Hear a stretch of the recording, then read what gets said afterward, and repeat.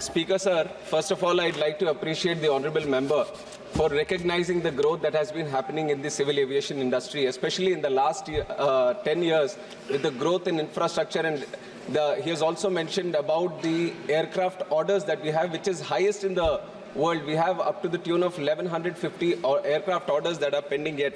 And especially he has asked specifically regarding the MRO sector, which needs to be improved. And on behalf of the NDA government, and also the vision of Honorable Prime Minister has also been not just to improve the infrastructure regarding the airports and airlines, but also to improve the MRO sector that is there in the country. And one historic decision has been taken regarding this, sir, where the inverted GST, which covers the components and the MRO services that is there. Earlier, before the decision was taken on 12th of July 2024, the GST regarding the MRO components and all used to have different slabs. When you are importing these components, there was 5%, there was 12%, 18%, and 28%, different slabs. That was giving a whole lot of confusion, and because of which the MRO industry in probably Singapore or some other countries was mostly preferred. But right now, we have reduced the whole different slabs and made it a unified slab for 5%, which is going to help us in increasing the MRO industry from 2 billion to up to 4 billion in the coming 7 years, sir. That is the projection that we have made. And other than that, in the budget also, I am very thankful to the Honorable Finance Minister, who has also recognized that the MRO sectors needs a lot of push, and there is a lot of potential here. And because of which, in the Union Budget 2024-25, the Finance Minister has also given an assurance that the period for export of goods imported for repairs has been extended from 6 months to 1 year. And also the time limit for re-import of goods for repairs under warranty has been extended from 3 years to 5 years.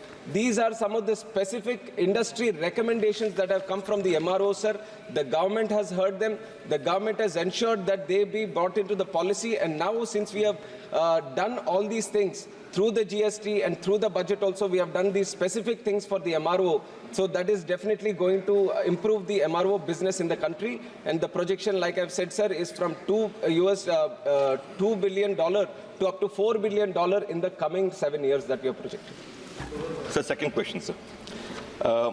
So, what's the comprehensive steps taken by the government to enhance the development of human capital within the aviation and the MRO sector, particularly through collaborative efforts with industry stakeholders, including MRO players, OEMs, and other manufacturers?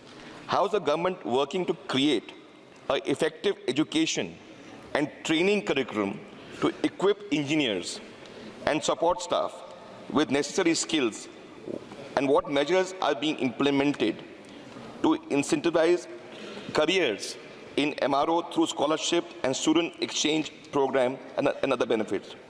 And how does our country leverage its strength for the engineering workforce to competitive labor cost to attract global MRO activities and to bolster our position in India?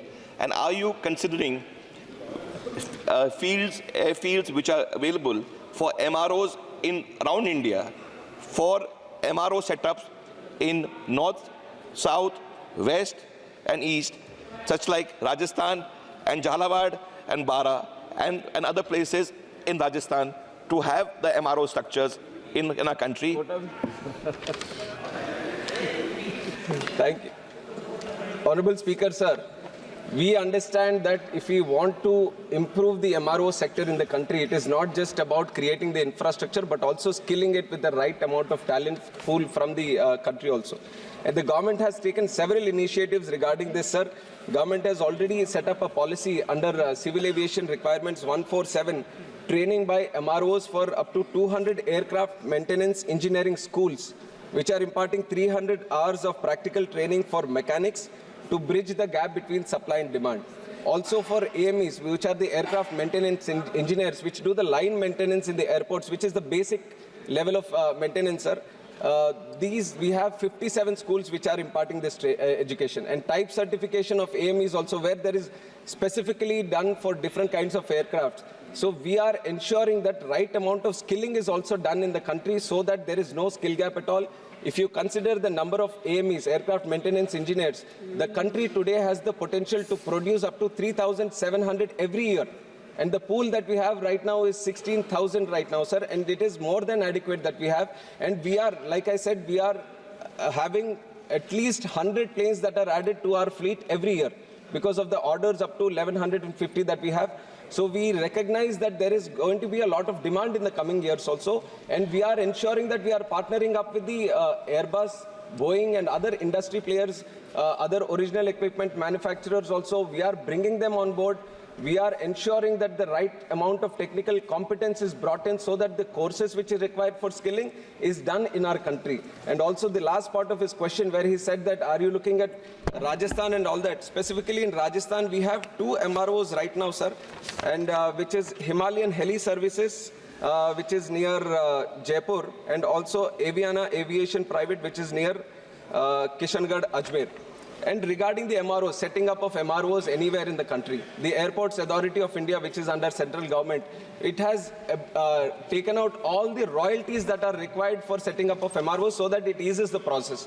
We have given a card rate right now, so anyone who wants to set up an MRO anywhere in the country, let it be an airstrip, let it be an airport, anywhere, we'll follow due diligence, and we want to encourage MROs more and more from our government side. So definitely if there is any proposal from anywhere in the country, even it is the remotest part of the country, if there is an airport, if there is an airstrip, we will provide the necessary assistance and ensure the MRO facility is there. That much I can share from this central government. माननीय मंत्री जी ने बहुत अच्छा और बड़ा विस्तृत उत्तर दे दिया है.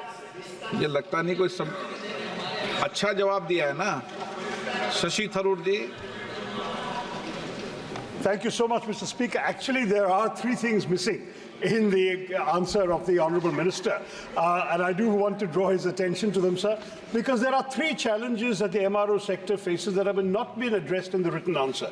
The first is, while the ministry anticipates this to be a $4 billion industry, it talks, unfortunately, even in the written answer, sir, it talks about catering to the demand of maintenance requirements for the available fleet size in India. What about ambition for the international fleet, sir? There are many, many international airlines that could stop in India. For example, Thiruvananthapuram is on the route between Europe and Oceania and Southeast Asia. We would be able to offer MRO facilities there, but in fact, you are not. Our standards in India are not recognized by the European authorities, and therefore we are not able to integrate. We need to harmonize our regulatory system to meet the global standards. Secondly, sir, that as my honourable colleague Dushyant has mentioned, the industry has not been integrating well into established value chains that involve the OEMs, and this is creating a problem with internationally recognized airline operators and globally recognized MRO entities. And the third concern, sir, is you've mentioned various incentives, but you've said nothing about whether we can include MROs under production-linked incentives, the PLI scheme of the government. The Parliamentary Standing Committee on Commerce has tabled a report last year saying that the PLI scheme should be extended to the MRO, but you have been silent on that in your answer, Mr. Minister. Thank you, Mr. Chairman. Oh, one more thing, sir. Thiruvananthapuram, as I said, is such an ideal location, but we hear that the Air India MRO hangar there, they are apparently planning to exit from there. What incentives can you offer so that existing hangars survive rather than only opening new ones? Sir, the honourable member has mentioned 3 different points, and the first one is regarding harmonizing with the international bodies, and especially as mentioned about EASA, which is the European equivalent of DGCA, which is there with us, and FAA, which is the American equivalent of DGCA. And I don't agree with him totally, sir, when he says that we are not harmonizing with these international bodies, because we understand when we are setting up of these MRO facilities, it is not just for the airlines that are there, Indian airlines in the country also. MRO, we want to create the atmosphere where international airlines also come and access our facilities. And for that, we are harmonizing, we are encouraging our MRO facilities to harmonize their regulations with the EASA, European body, and also the FAA. So it is a work in progress. And I have also mentioned that Boeing and Airbus, they are also into this MRO sector. So when these international bodies come into play, definitely they bring in all the regulations which are recognized globally. So definitely your point is well taken, but I don't totally agree when you say that we are not working in that direction. It is a work in progress. It is definitely doing. And also, other than that, sir, the PLI scheme. And I'm happy that the member acknowledges that PLI is a very good scheme which this NDA government has started under the leadership of Prime Minister Modi ji. And definitely we take that, we have got the recommendation through the committee also. And definitely wherever this PLI incentive has been introduced to any sector, there has been observation of huge growth potential. And definitely we are going to consider this, and we are going to see what best can be done for MROs to be linked up with PLI. And we, from the ministry, definitely would encourage more money coming into our ministry also. So we are going to try regarding it. And other than that, the Thiruvananthapuram MRO facility, I'm going to ensure that it's not stopped. Anything that, any support that is required from our ministry, we are going to provide so that the MRO goes forward. Thank you. Thank you. Question number 243, Umesh Bhai Babu Bhai Patel.